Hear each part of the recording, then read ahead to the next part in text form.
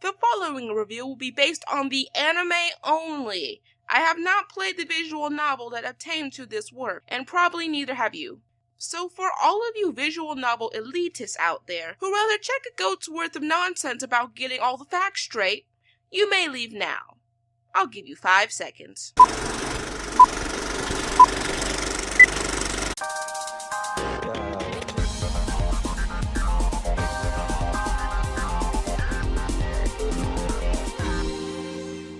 Do you ever have those days where you just want to forget about the world and indulge on your deepest desires, even if it gets very repetitive with no real sustenance of story or complexity?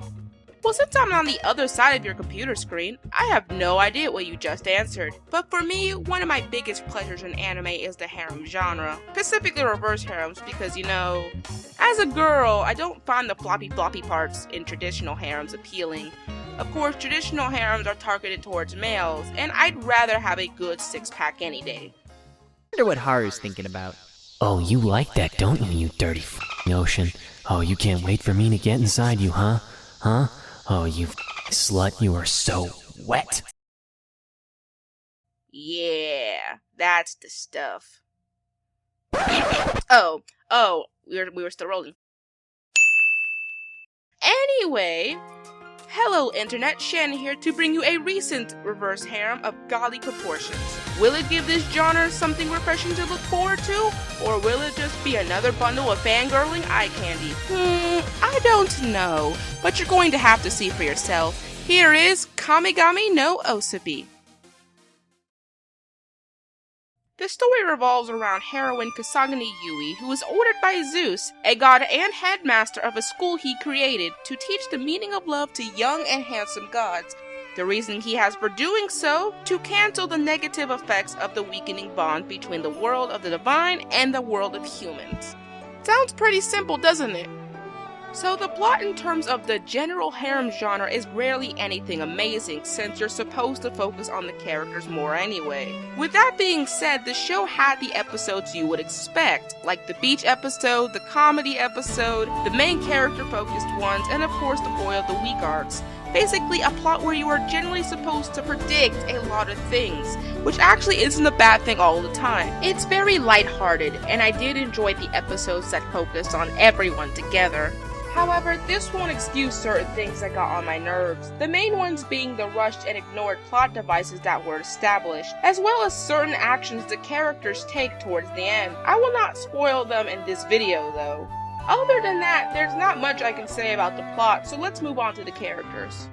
The most important part in any harem, especially a reversed one, is the characters, and I have a lot of mixed feelings. Now, the main character Yui falls into one of the 4 categories for any female harem lead, so let's remind ourselves of them right now.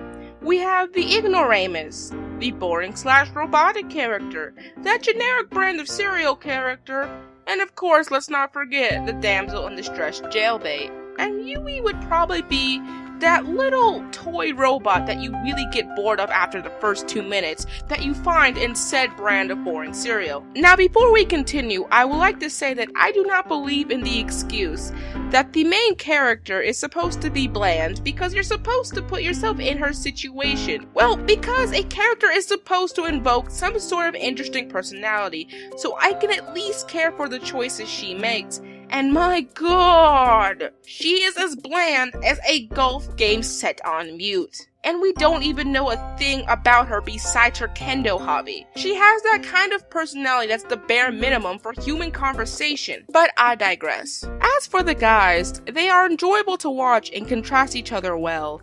Plus, the number of guys fits within the perfect 4 to 6 grouping of people that should make a good harem. I also like the fact that their character designs and backgrounds fit the concept of their divine personas. The mythology used in the show was well put, and I'm surprised that this visual novel got adapted in this aspect, since we all know how media likes to make liberties about the main work. I personally think out of all of the gods, Loki was the best fleshed out, because his particular character development nicely merges with his mythology and current situations, though this is a double-edged sword. You see, the main problem was that the arcs were very unbalanced. If you counted each episode per arc, you would see that Hades, Suiko, and Takeru got 1 episode, Apollo got about 2, while the romance between Loki and Baldas got half the freaking series, which explains why Loki seemed to have gotten the most character development. So by the time it got to the end of the series, some characters just changed overnight to fit the plot, which I really didn't like at all. As for the background characters like Zeus, Anubis, Thor, etc., it seemed to me like either they wanted to add to the harem or become irrelevant entirely. A bit annoying, but it was a nitpick since this normally happens in harems anyway. Now Anubis, I know your Egyptian god has a jackal-like animal for a head, but that is definitely not how one fetches. Now, if I saw this anime 5 years ago, around the time of Fruits Basket, I would be giving it a higher score than I am now. But that's not saying anything bad, per se. It's just that it's getting quite common for harems, especially reverse harems, to look all glossy and shiny for the preferred audiences. With that being said, the anime's aesthetics and animation were very well cohesive with what they are trying to achieve. I mean, they are gods, so I expect such nice visuals.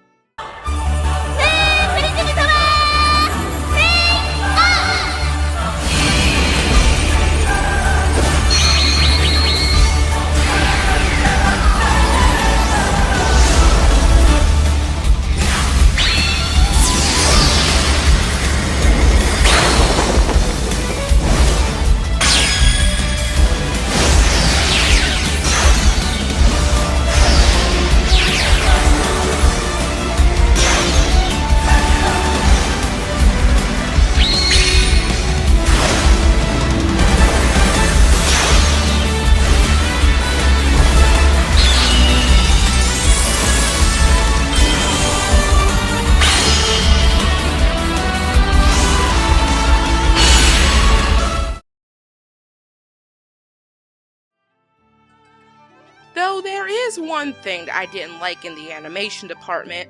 There, right there, these so-called spirits that Zeus poofs up to give the school life. Cause you know, it'd be really normal if it was just them doing a play with no people in it. Okay, I get that you want to focus the audience on the main cast, so you blur out the other characters Watamote style. But whether it was for time constraints, it was a little bit lazy in my opinion, especially since you added detailing everywhere else in animation.